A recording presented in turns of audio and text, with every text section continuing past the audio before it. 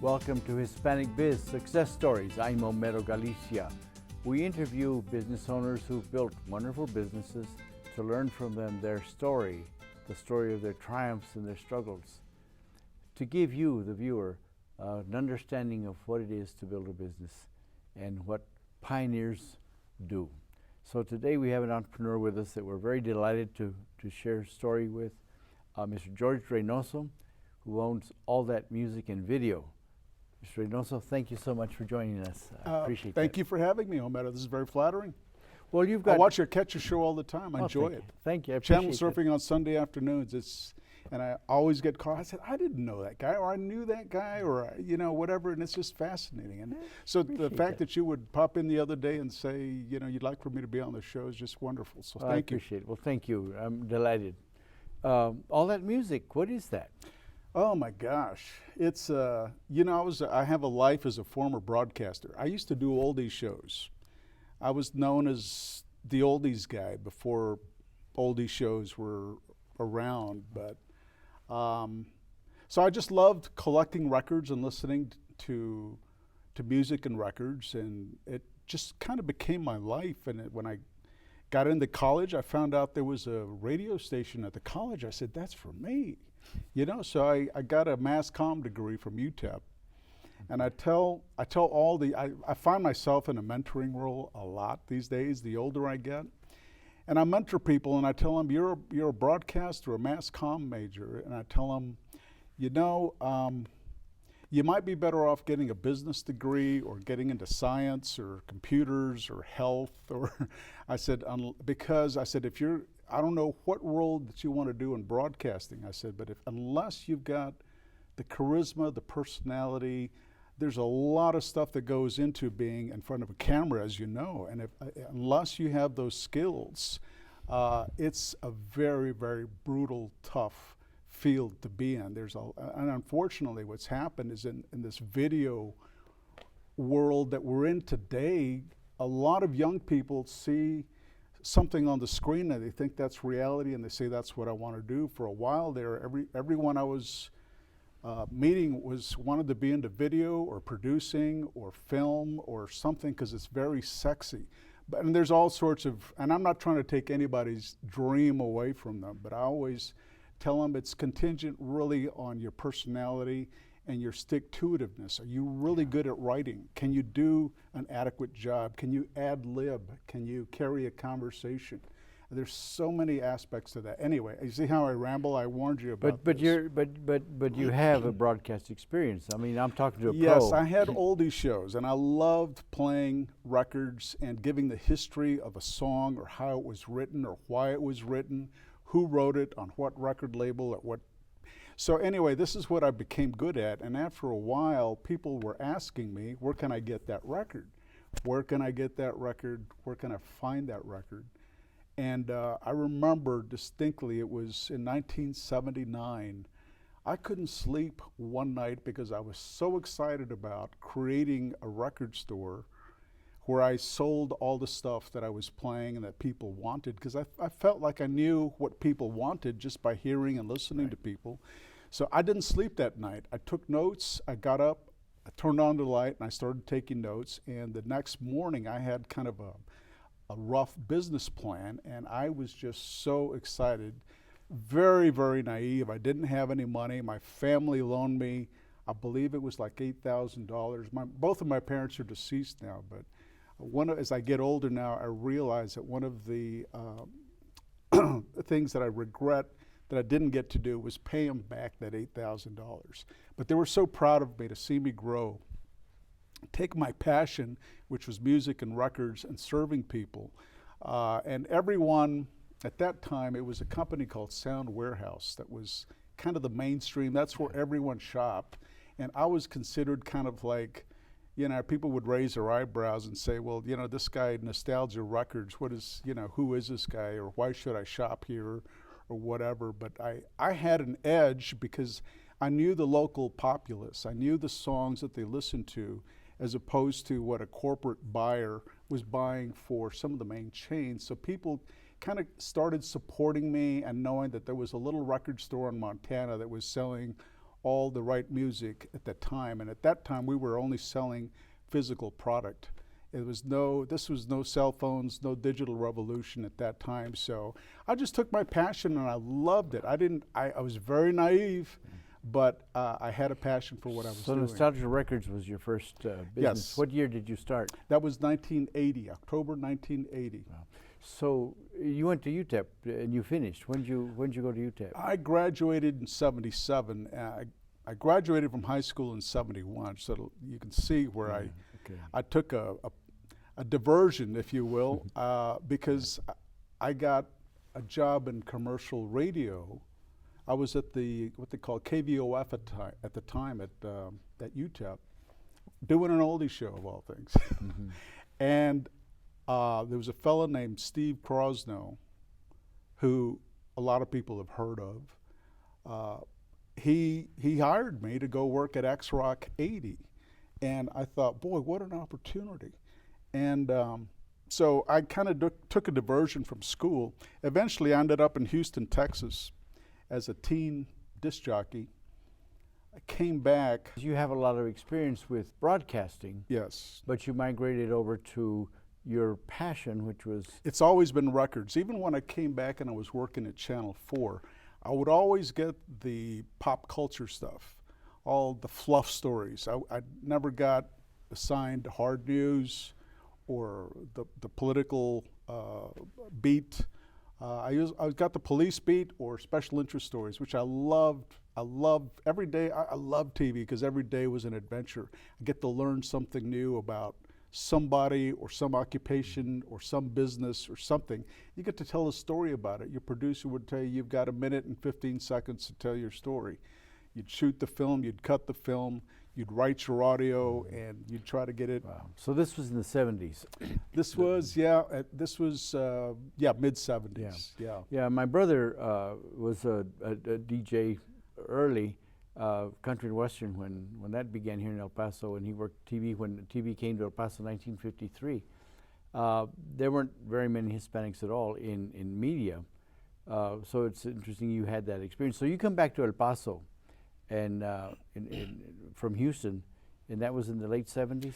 No, that was mid-70s. Okay. I think I left in 74. Okay. I went from the college radio station to X-Rock 80. We launched X-Rock 80, which is XROK now, but from there I went to KINT, AM and FM, and went through some transitions there when the pop world was taking over the FM world. FM used to be an underground medium for, you could call it stoner music or whatever you want, but it was kind of an underground thing. But you really got into the music side.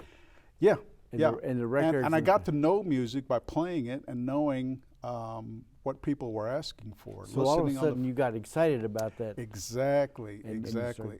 So, and what high school did you go to? I went to Burgess. Burgess High School. Where'd you grow up? I grew up in the Shelmont area. In fact, my parents' home, their first home was on Saipan Circle, which is now, the freeway bought them out in 1957. Right. I believe it was 55 or 56. They bought that little home there for I saw the public records on it. It's something like in the $4,800. The state gave them, to build Interstate 10, gave them $5,800. Yeah. And we stayed in the Loretto area, but now every time I go through that ponding area, I know that's where I used to live. But that's my neighborhood. And at that time, you could go either to Austin, Jefferson, or Burgess in that, if you were from that neighborhood. My mom says you guys are going to Burgess. Oh, wow. And so your father, what did your father do? My dad was a plumber pipe fitter, and he was a very, very meticulous, very, very wise man. I miss my dad. He died in 1987 of trade-related asbestosis. Oh, I see. But my dad would make, meticulous, he was just very meticulous about his work, about quality, about craftsmanship. And I think that's why to this day I'm almost obsessive compulsive about neatness, order, quality, and sometimes I've got a champagne budget, a champagne taste on a beer budget. Yeah. And but there's, you know, and my mother strived for that too. And your mom, what My mom was she was the office manager for a doctor. She did that for 20 years, for more than 20 years. She retired with that doctor, Dr. Saul Appel. Yeah. And I remember Mom over the dinner table would tell all these stories, fascinating stories about patients and their issues and their problems and their behaviors. But she would never, just a code of ethics, she would never mention names. Interesting. What did you learn from your mom? My mom actually wore the pants in the family because Dad was a union plumber. Sometimes when union work was slow in town, Dad would travel to where the work was, so Dad wasn't around a whole lot. But when he was, I mean, he would just love, I loved my father. It was great. But Mom had to take charge of everything. So Mom was pretty rough. I mean, back in those days, if you got busted for marijuana, it was on the news. It was in the newspaper, and she always shamed us. She says, "You never or ever will never shame this family by appearing." You know, it's just tough like that. But You have brothers and sisters. I have an older brother, Art, and a younger sister, Elizabeth. She's in Colorado. And what does your brother do? Arthur's an accountant. Elizabeth is a retired Army wife, but she's got her own occupation as she's a general go-getter. I mean, she'll do anything.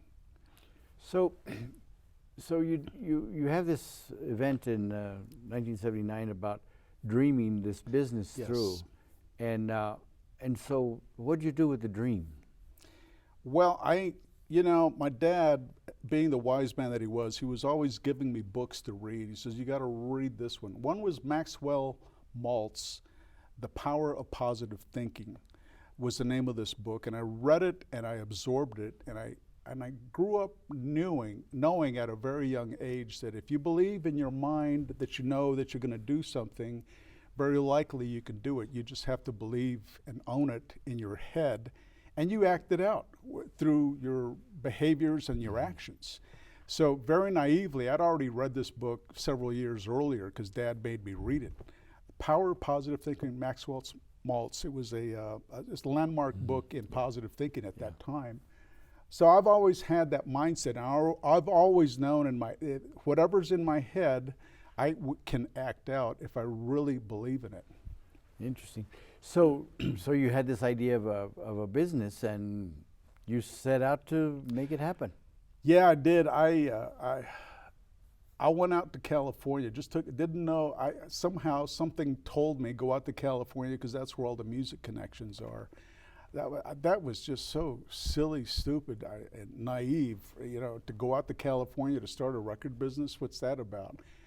We got off on the freeway, and there's this warehouse that says, I think something like 5 million overstock records for sale, $1 each or something like that.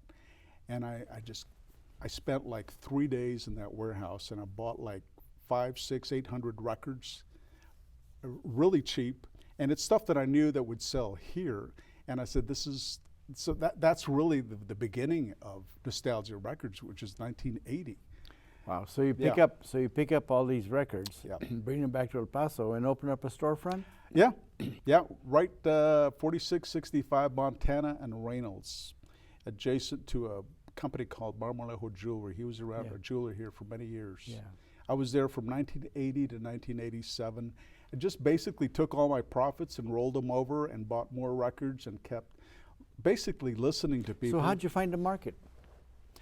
Well, back then there was no digital stuff. I mean, people consumed music through purchasing something physical. So if you had the right physical stuff, you could sell a cassette, a videotape, a 45, a 7-inch 45. I mean, that's how we consume the music. Consumers now consume music in a different way. But you could have just been a collector. Why'd you get into business? I don't know. It was a passion, I think. I like serving people. I don't collect much anymore, but I like giving people what they want, especially when someone tries to identify an old song that they don't know who did it. They only know a lyric in it. And that's what I regret most about not being at the store right now in the middle of Christmas, is that I can't be helping customers find their needs. And as you get bigger, you lose control of the things that you would love to do. In fact, now I'm more of an appraiser of rare, obscure records, and I love the research element and just finding out what the market is for a certain record. Is this worth $5 or is it worth $500? And I've got so much of this work that I can't do my work at work because of those pesky customers. Yeah. It seems ironic. So your passion is really helping customers find something they want. Yes, I love it. And that goes back to your early days. Yeah, that it's just playing stuff that people want to hear. Yeah, just a DJ. So your business has grown.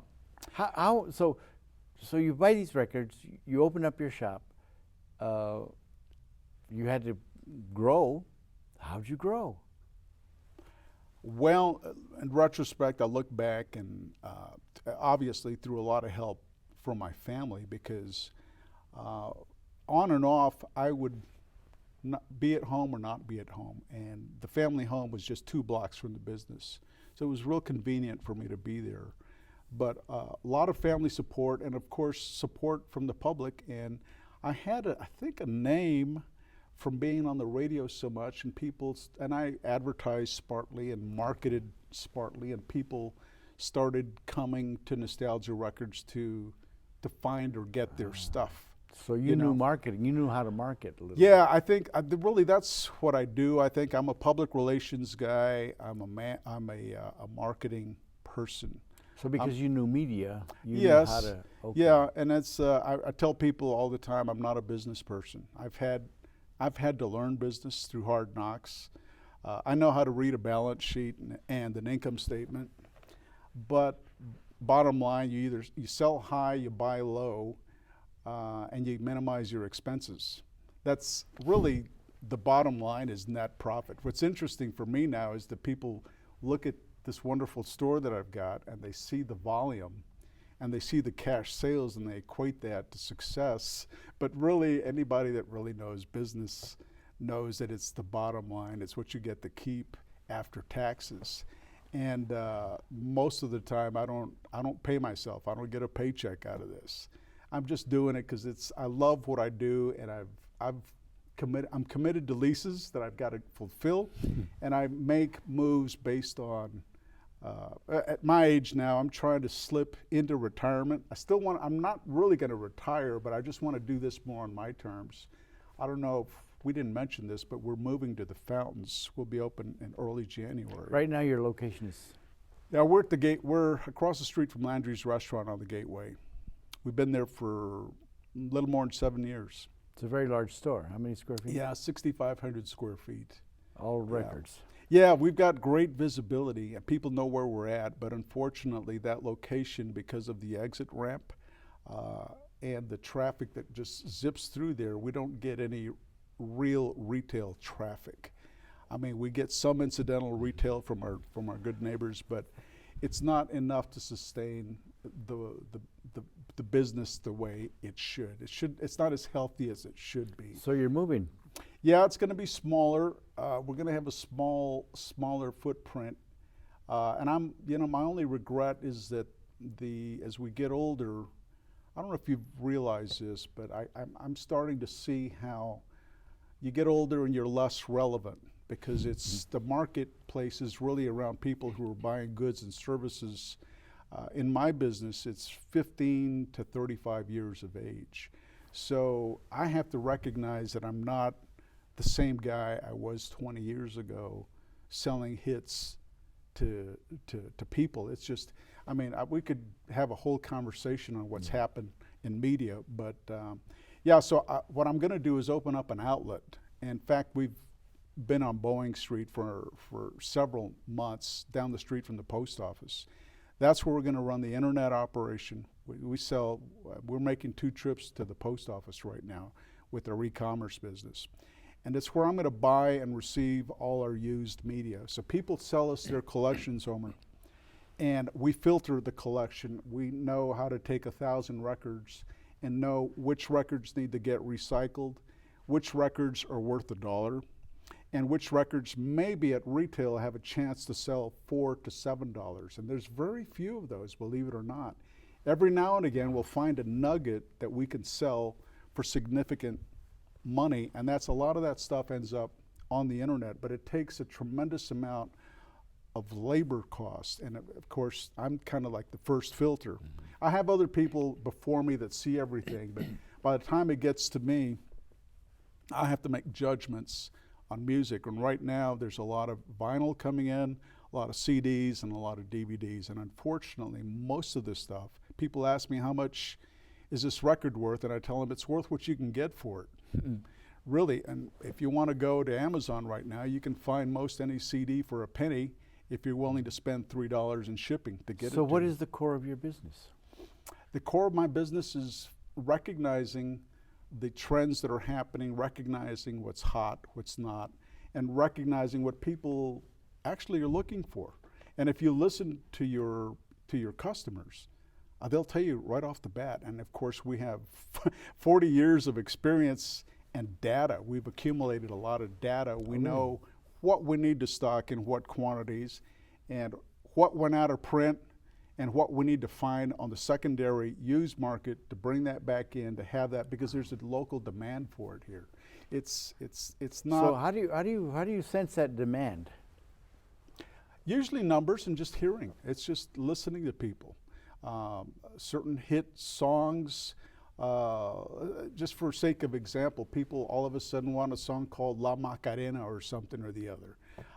Or there's Gangman Style. And people start telling you, can you get this, can you get that? And what's happened since the year 2000 is that people increasingly are finding these songs digitally through their computers. That's something, we didn't talk about this, but the year 2000 was our peak year in sales. And by 2001, which was the 9/11 year, the world stopped, everything changed. And that was kind of like the perfect storm of CD burners and something called MP3 files. And every subsequent year, we were off $100,000 off from the prior year. Wow. And we said, well, that's just a trend. That's just, we'll bounce back, and every year has been declined since the year 2000. Wow. And what you do basically is you just, people through attrition leave, the people that are left do more, and you just got to work smarter. And by smarter, you just make all sorts of adjustments. My social life, the public service work I used to do, all of that stuff just is not important anymore. What's important is to be there taking care of the business. You like that?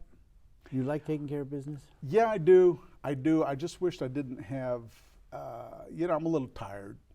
I love the people element. I love talking to people and making friends with young people or old people. I'm fascinated with people. Usually if I happen to be at the front cash register, I'll find a reason to make conversation and just make a new friend. And I've met so many people, a lot of people that are probably watching this program right now, that I can call friends. We're not at each other's homes all the time or anything like that, but they know me personally, and they know that I'm a good person. Well, you've also been involved in a lot of things over the years. You've served in committees. What kind of committees have you served in? Oh my gosh, I think the last one was the TIRS, the Tax Increment Reinvestment Zone number 5 for downtown redevelopment. I was part of the charter group that we started that. City Ethics Commission, I chaired the board for the Museum of Art. The grand opening of the Museum of Art, I chaired that committee, which was, we moved the museum from Montana to downtown. Friends of Rosa Guerrero, that's another one. I'm really proud of that. Rosa is a good friend. I don't get a chance to visit with her as much as I'd like, but she shares the same interest in social, cultural things that really just fascinate me. I remember hearing her speak one time, and I said, we've got to honor that message and come up with a film. So we did. Her landmark film was Tapestry. That was, and we did Tapestry 2, and we just tried to keep that message going and keep it alive. And so I chaired that committee, the Friends of Grosso Guerrero. That's something I'm very proud of. But what else? I've done a few other things. Those stand out in the last 20 years. So, does that help business, or? You know what? I don't do it for business purposes. I think whatever opportunities, whatever marketing opportunities come to me or the store, I think are earned and deserved. I think there's nothing more obnoxious about being too aggressive and going rah, rah, rah, we're the best, shop with me, spend your money here. I just don't care for that self-promotion. It comes to me like the program right now, but I don't actively seek it out because I think people see through that. And but one of the things that you talk about is the change in 2000, but that whole industry is very, very different now. Absolutely. And so the passion that you had for people looking for certain kind of music, and yet that environment changes. Where is that now? Well, you got a half an hour. I think there's a whole generation of people in 25 and under, 30 and under, that grew up listening or consuming music with digital files. I believe strongly now, like I always have. This is why 8 years ago I started branding the business Collectors Marketplace. And now I've got a new slogan. It's when having a hard copy matters. The revival of vinyl records, 12-inch records, is kind of a surprise to a lot of us. Yeah. I never gave up on vinyl. I've always sold vinyl. It was off the floor for many years, but vinyl is back. And kids are realizing that, oh, there's a new song by XYZ band, but I've got it on my phone, but I want that special release vinyl that's got all those liner notes and it's in colored wax.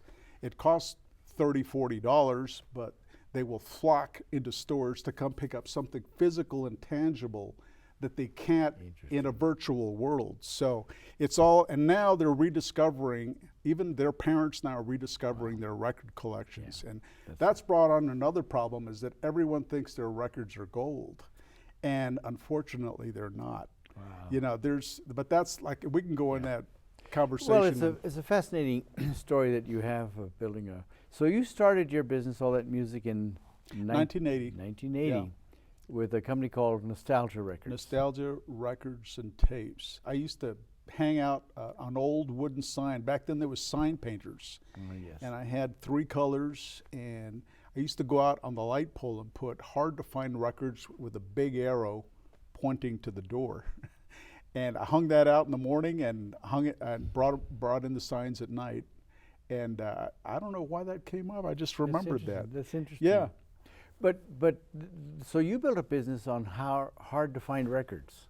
Yes, yes. And I think now, by default, we've ended up being the go-to people for acquiring something that they want physically. Why do people want I think it's probably just a connection.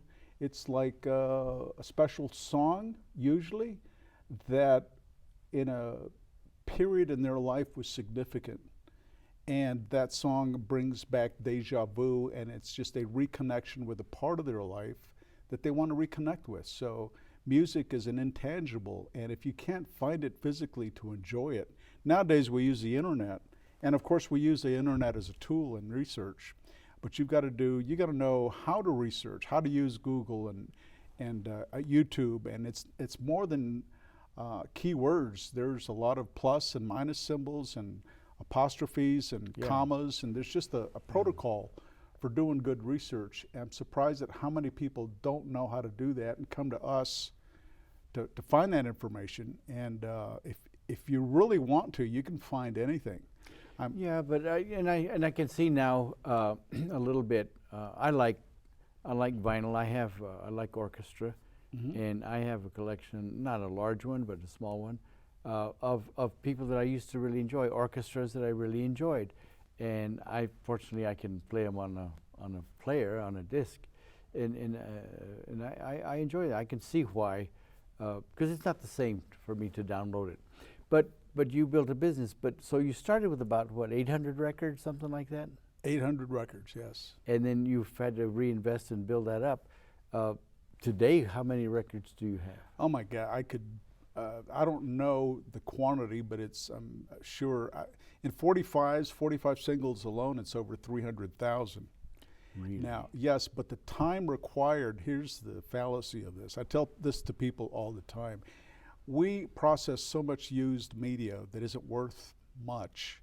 And I tell people, even if you gave us a free record and we sold it for $1 or $2, we can't stay in business selling $1 and $2 records and paying rent, paying utilities, insurances, and everything that's required.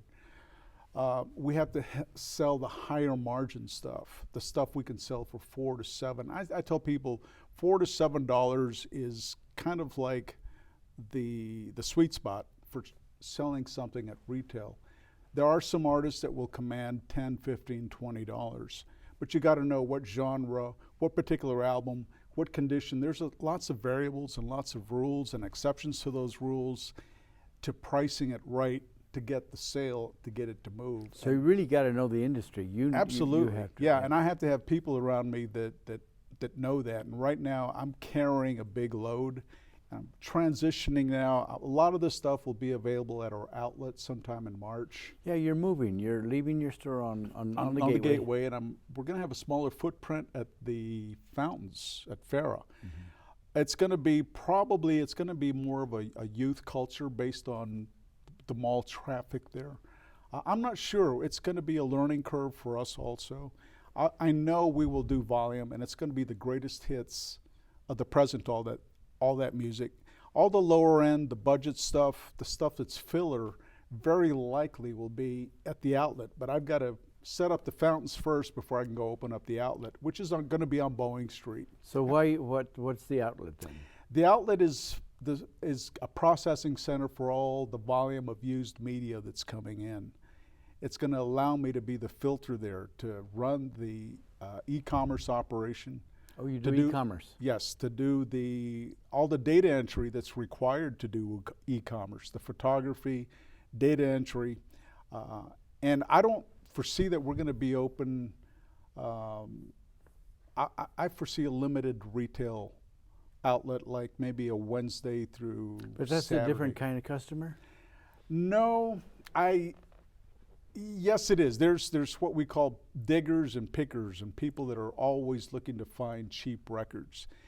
Unfortunately, it's very difficult to make a living selling cheap records. You have to have the right structure as a business. We can't sell cheap records and stay in business in our present format. So that's why the fountains is going to work for us. It's going to provide us the equity to be able to do what we do in a more affordable situation. It's going to be cozy and maybe a little funky. I don't know yet. It'll be comfortable, and it's not going to be like a mall environment. Now, you were on Montana Street for how many years? 7. And then 1980 to 1987. Then you moved to Lee Trevino. Got an SBA loan. I remember that. In fact, we were talking about this gentleman the other day, who's deceased now, who helped me acquire that loan. I think maybe $225,000 to move the store. Oh, we were talking about Danny Navejas. Yes, Danny my friend, Navejas. who Good helped you guy. Write the loan and loaned me some money, and that loan got paid off, and sometime down the road I got another SBA loan. I mean, the SBA has been great for me. How have the banks been with you? They haven't. And I don't try to take it personally, but they don't believe in anything that's entertainment or electronics is very sexy, and it's just too volatile, I believe. But I had one banker tell me many years ago that they didn't support promotion men. And it's like, okay, well, I guess that's a no. So, but at any rate, I've become very cynical because I've been declined for loans in the years after 2000, and I've realized it's the sector that I'm in. It's technology. It's physical goods going away. I mean, I can't imagine any banker, loaning anybody any amount of money. But you started a business in 1980. Mm-hmm. There weren't too many. I mean, that was a wide open door. There wasn't a lot out there, and the reason is there wasn't access to capital.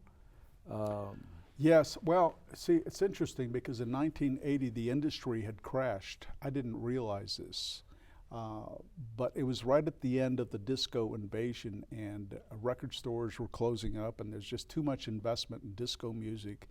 It crashed, and the whole industry crashed, and I'm starting this little store out of nowhere in 1980, which, didn't, all I had was my passion, and it's just, I think people recognize who you are and what you're doing, and they support you. It's kind of like a two-way street.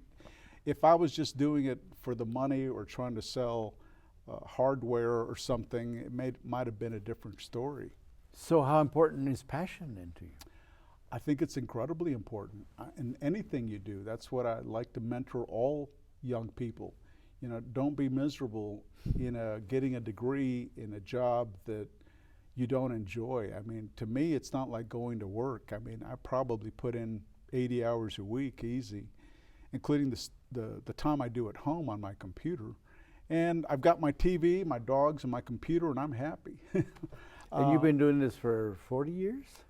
Yeah, I've strayed away from the routine here lately. It's kind of concentrated on reinventing what's going on with the digital revolution. Everything is going to the cloud, what they call the cloud now, where cell phones and the mobility of society it's really changing. And I'm looking at all of this, trying to do my little thing, and I'm thinking, you know what, I don't want to be working this hard anymore. So I want to set this up on my terms, which is a lot of the reason for the move. The world is changing too quickly. And it's like, I don't want to have to keep up with it. I mean, well, how did you learn the business skills? I think hard knocks. I'll tell you, I think it was 1982, we had an opportunity to open up a store downtown. And I said, this is fantastic. I'm going to go stock this store with all the hits that I know that are selling in my neighborhood. And I started stocking, I stocked it with Lionel Richie and Barry Manilow and all those artists, and I put those downtown. And about 30 days later, I was stocking it with nothing but Spanish music because it was a totally different market and I didn't realize it. So it's like, it's logic, okay? It's like, this isn't working. Well, what are they asking for? What do they want? Let's give them what they want. So it was like a little Spanish music store. So you went downtown and ended up selling Mexican music. Mexican music, all for about, just as I started getting on a roll, there's this thing called the peso devaluation of 1982. Yes. And oh my God, did I fall hard. But not so hard that it put me out of business, but retreated from downtown, closed that up, and came back and I've always had that little shop on Montana where I started. But that was a big lesson for me. I think I needed. What was the lesson? The lesson was, there's going to be challenges. There's going to be stuff you can't predict. And if you don't have the financial strength, you just have to retreat. You can't possibly do it. I see a lot of people trying to start little record stores. And usually the record stores are around for 6 months to 2 years.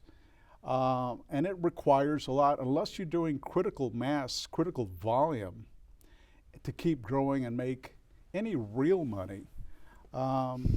It's, you're just kind of spinning your wheels. You might be a hobbyist, and I don't knock it because I'm a hobbyist. That's the way I started. But boy, you better be willing to do the time and the sacrifice, because ultimately you do need to do the volume. And there's a lot of people that work pretty smartly, and I'm thinking maybe going this route, that work out of their closet, work out of their garage, and have home businesses flipping toys or books or anything else online, and they don't have the infrastructure costs I do, having a physical presence, paying employees, employee taxes, income taxes, state taxes, federal taxes.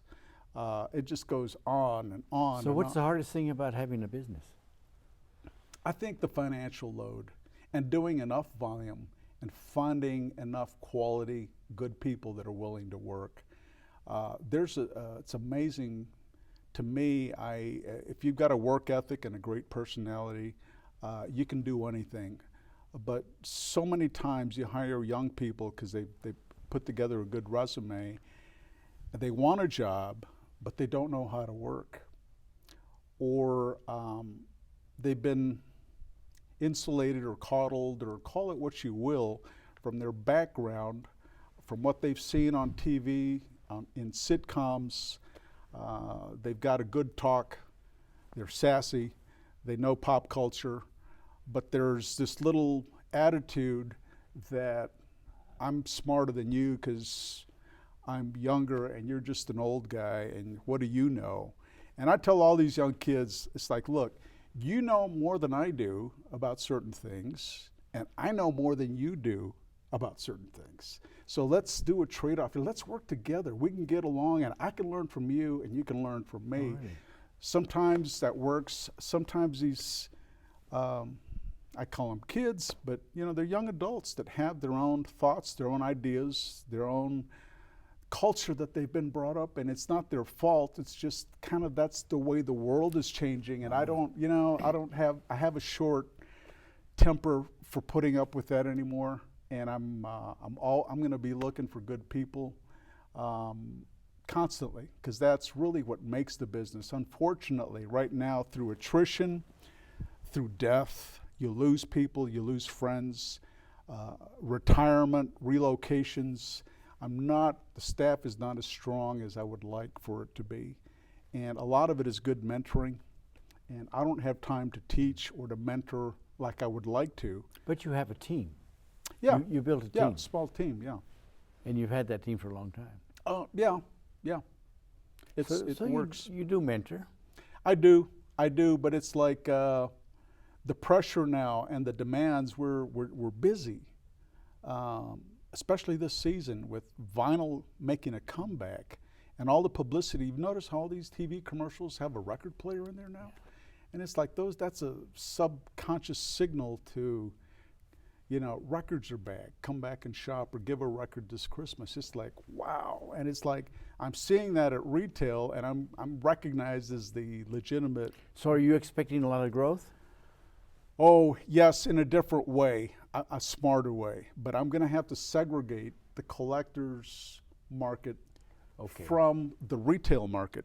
And so you were actually wearing two hats. Yes, and that's what we've been doing for a while. You're the collector, hobbyist, who made a business, but now you've really got to focus on the business side as well. Yes, and actually at my age, I'd like to think that I can increase the stock value of the business to sell it and maybe become somebody's employee, which I would love to do. I'd like to be the chairman emeritus and draw a little paycheck and go to work 20 hours a week, or be the marketing guy and come in from 1 to 4. And you'd be willing to sell your business?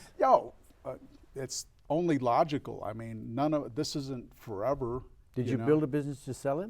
No, I don't think and I don't really have to sell it. But it's something that I've got to consider. Any financial planner will tell you need to plan for how do you transition. And it's probably time that I'll start thinking of that. So this move's going to help me a lot in that respect. So how did you build your capital base to grow your business? Well, I didn't. My capital base is my inventory.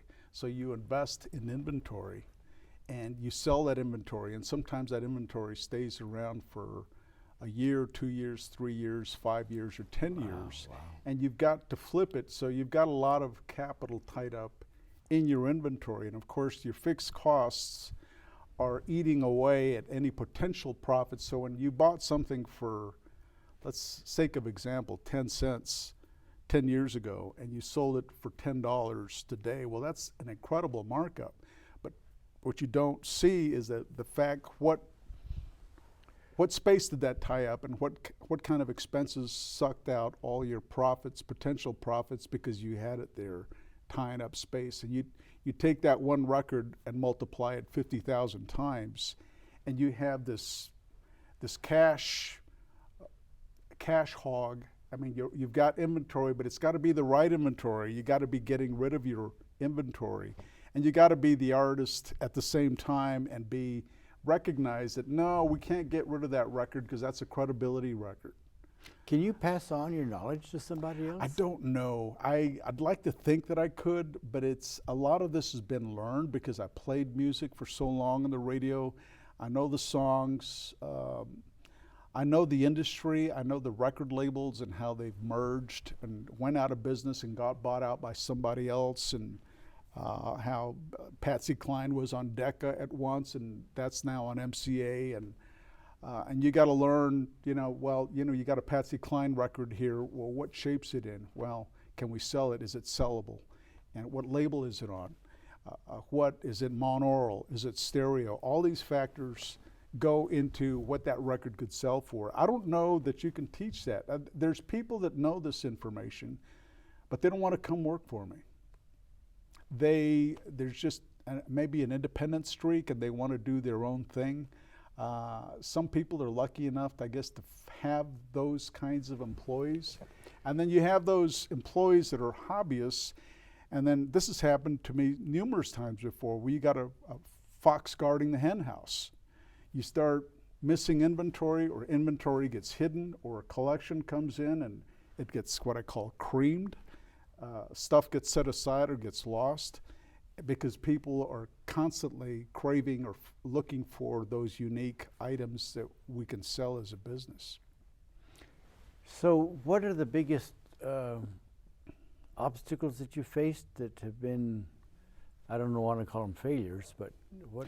I think probably the volatility of technology and I look at, I've had a tendency to kind of feel sorry for myself about what's happened to music. I remember how disgusting it was when cell phones started to come out.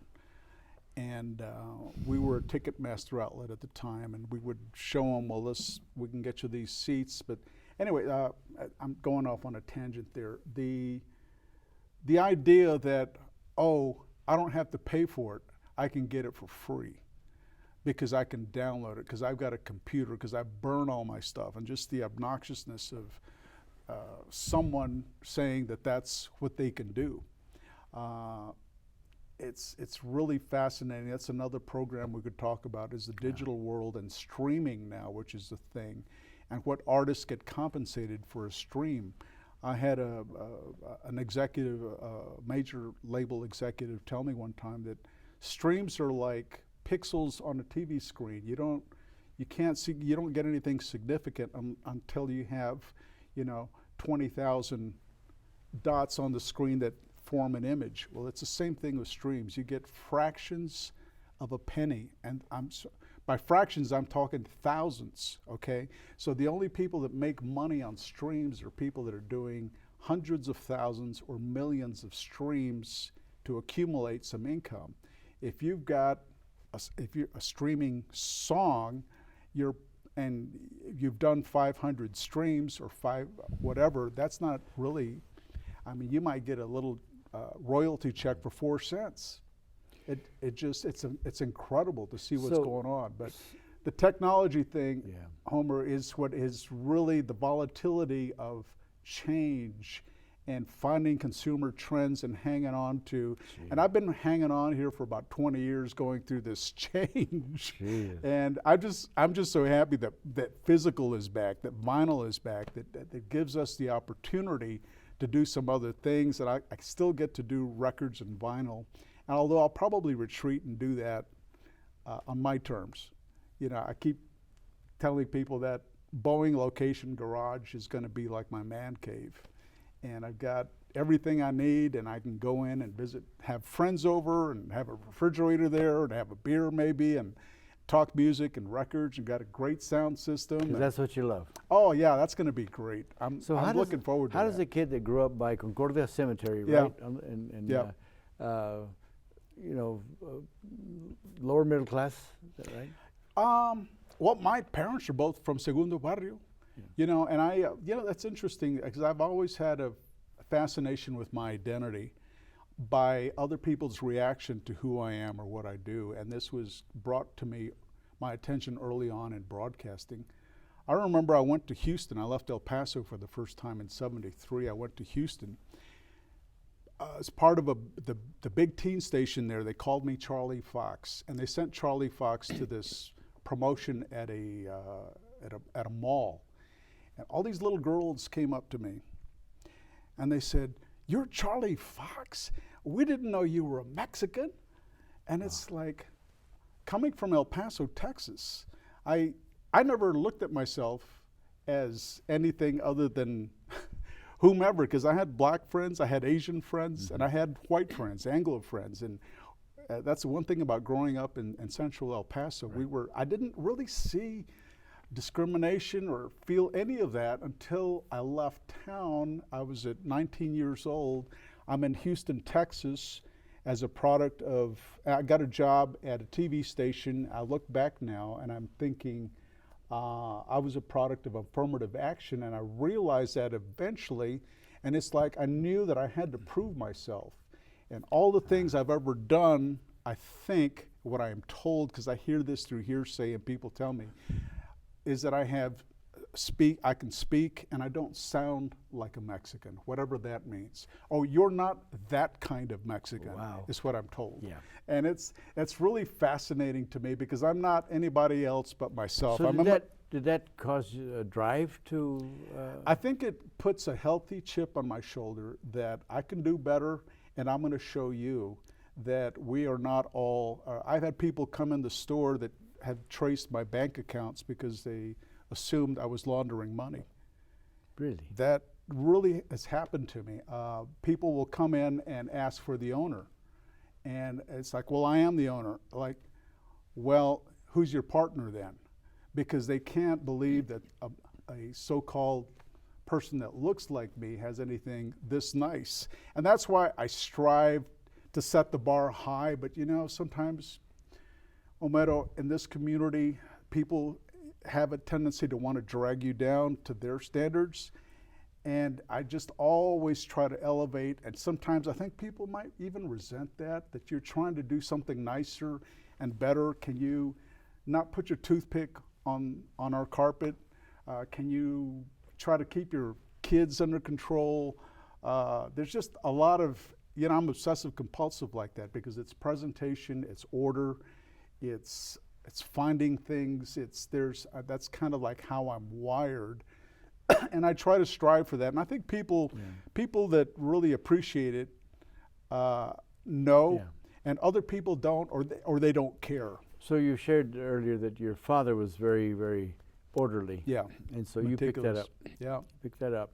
And the drive, did you get the drive from your parents? From your family? I have an idea that's probably, I was a middle child. And as an adult now, I recognize that I was always been the sensitive child.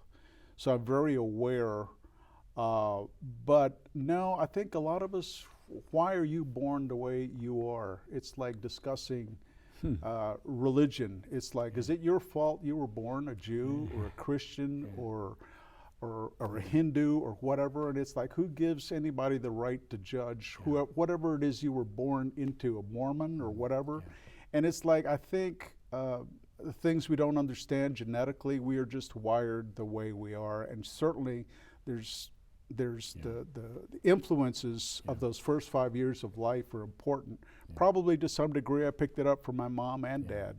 Well, you certainly have shared a wonderful story with us about your passion of helping people find the record they want and they hunger for, and building a business doing that. So you've maintained your hobbyist at the same time you build a business, even though you weren't trained to run a business. So that evolution developed, and you learned how to run a business, and you built a business. So I've made a lot of mistakes along the way, and unfortunately, when I had the financial resources, it got squandered. You know, when you've got the cushion, it's like, oh, just write a check, or let's take a long lunch, or take vacation, or you've got 18 people on payroll because you can, and that's, I mean, when there's cash flow, everything works. But in retrospect now, I'm just so much smarter and know that you have to be spending money wisely. And people a lot smarter than me, I'm sure, know how to save money and move money creatively to achieve, if it's all about the money. But for me, I was just having fun. So you've raised an issue about you talk about money, being wise with money, but you've had to do business, but you've had to be wise about it at the same time. Out of necessity. I didn't, you know, my folks give me a little push to get started, but I mean, there wasn't, it's not like some people I know are, you know, it's like they're bar people, or they're nightclub people, because they've got estates or something the family is feeding them to keep these things going. And it's like, you know, I never had that kind of silver spoon. You've really shared a wonderful story with us about how you built your business, all that music, and you're making a change now, and you're going to split up and go to the fountains with retail, and then have a warehouse for those finders. For e-commerce, for all the used media that is out there. That's the market. Good. But I can't do both in this environment that I'm in now. So it's a logical thing for me to do. So you're evolving, and you've always been evolving. Still. I didn't think I'd still be doing it. So you've mastered the evolution process. But I appreciate you sharing your story. And Thank you, the viewers have enjoyed that very much. Thank you for having me. I enjoyed this. It's been great, Mr. Reynoso. Thank you so much. My pleasure. Thank you.